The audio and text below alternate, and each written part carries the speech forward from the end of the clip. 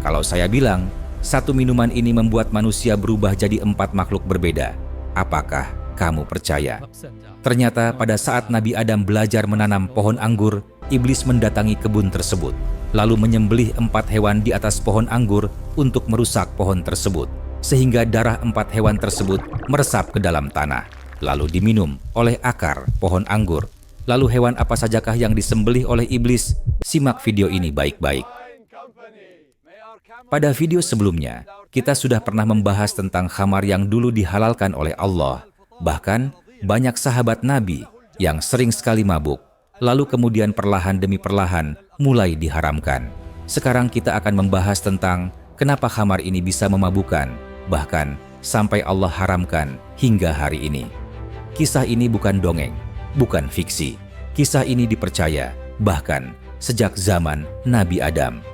Sebelum kamu lanjut, pastikan kamu menonton sampai akhir. Karena di akhir video ini akan mengubah cara pandangmu tentang minuman ini.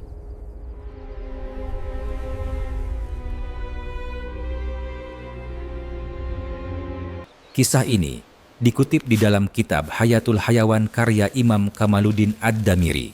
Ketika Allah menurunkan Adam ke bumi, bukan sebagai raja, bukan pula sebagai makhluk yang dimanjakan, tetapi sebagai khalifah yang harus bekerja. Adam memandang bumi yang luas, namun tidak tahu bagaimana bertahan hidup. Maka Allah mengutus malaikat Jibril. Jibril turun dari langit, bukan membawa wahyu kali ini, melainkan membawa ilmu kehidupan. Ia mengajak Adam ke sebidang tanah yang kosong.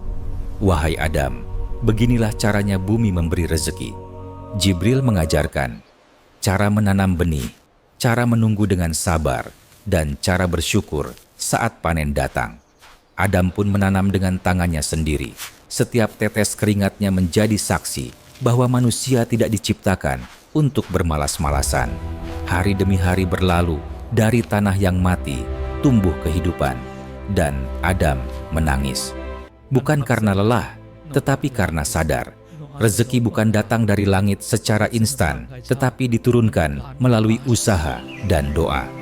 Kemudian, ketika Nabi Adam hendak menanam sebuah pohon anggur, dari kejauhan ada makhluk lain yang mengintai.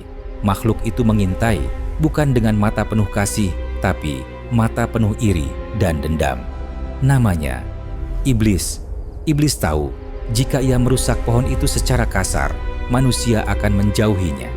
Maka ia memilih jalan yang lebih licik, yaitu mencemari dari dalam. Kemudian saat Nabi Adam sedang tertidur, saat kebun itu sunyi, iblis mendekati tanah tempat pohon anggur itu tumbuh. Ia membawa seekor merak hewan yang dikenal karena keindahannya.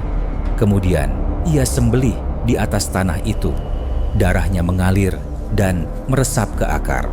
Seakan pohon itu meminum darah tersebut, seakan memberi jiwa pertama pada pohon itu. Keesokan harinya, Nabi Adam tidak menyadari kalau salah satu pohon di kebunnya sudah dirusak oleh iblis. Waktu pun berlalu. Ketika daun dari pohon anggur mulai tumbuh, namun iblis kembali. Kali ini, ia membawa seekor kera, kemudian ia sembelih di tempat yang sama. Darah kera pun kembali meresap ke dalam tanah dan diminum oleh akar pohon anggur. Keesokan harinya, pohon itu tetap indah, tidak berubah rupa. Namun, jiwa pohon tersebut semakin tercemar. Waktu kembali berlalu, ketika buah mulai muncul, menggantung manis di rantingnya, iblis datang untuk ketiga kalinya. Ia membawa seekor singa, hewan buas penuh kekuatan.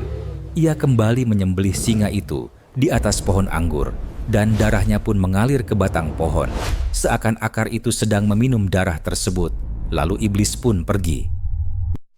Dan ketika buahnya matang sempurna, mengilap di bawah cahaya matahari, iblis datang kembali.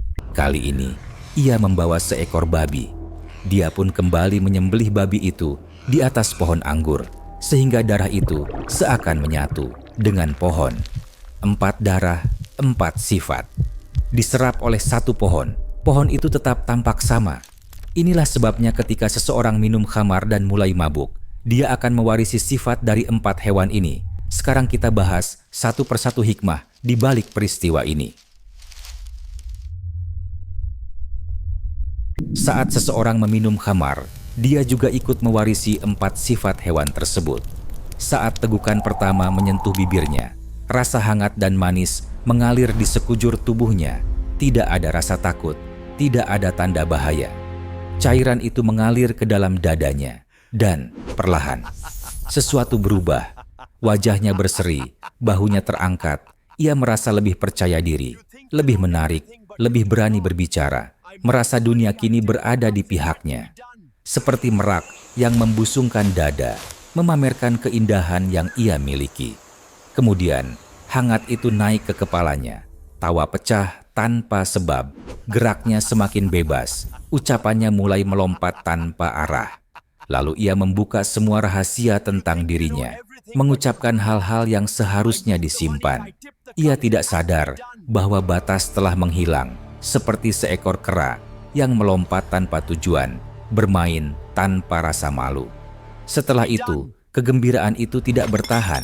Tiba-tiba, nada suaranya berubah, matanya menajam, dadanya naik turun cepat, kata-katanya kini keras, sentuhannya kasar, amarahnya mudah meledak. Ia ingin didengar, ingin menang, ingin berkuasa, seperti seekor singa yang mengaum di padang, siap menerkam apapun yang ada di depannya. Dan ketika semua energi itu habis, ia jatuh. Tubuhnya lemah, kepalanya berat, napasnya tersengal, dan ia tergeletak tanpa daya. Tak peduli pada kotoran, tak peduli pada kehormatan, seperti seekor babi yang berguling di lumpur, tidak lagi mengenal harga diri. 4 sifat dalam satu minuman, satu kehancuran yang datang perlahan tanpa terasa. Iblis tidak pernah memaksa manusia untuk jatuh. Ia hanya membuat yang berbahaya terlihat indah di awal. Iblis tidak datang dengan ancaman, tapi dengan rasa aman palsu, dengan kenikmatan sesaat yang menutup mata dari kehancuran yang panjang. Jika kisah ini menyentuh hatimu, jangan simpan sendiri. Bagikan pada orang yang kamu sayangi, karena bisa jadi mereka sedang berada di fase ini. Tulis di komentar, dari 4 wajah tadi, mana yang paling sering kamu lihat di sekitar kita? Dan jika kamu ingin lebih banyak kisah seperti ini, tekan like dan subscribe. Wassalamualaikum warahmatullahi wabarakatuh.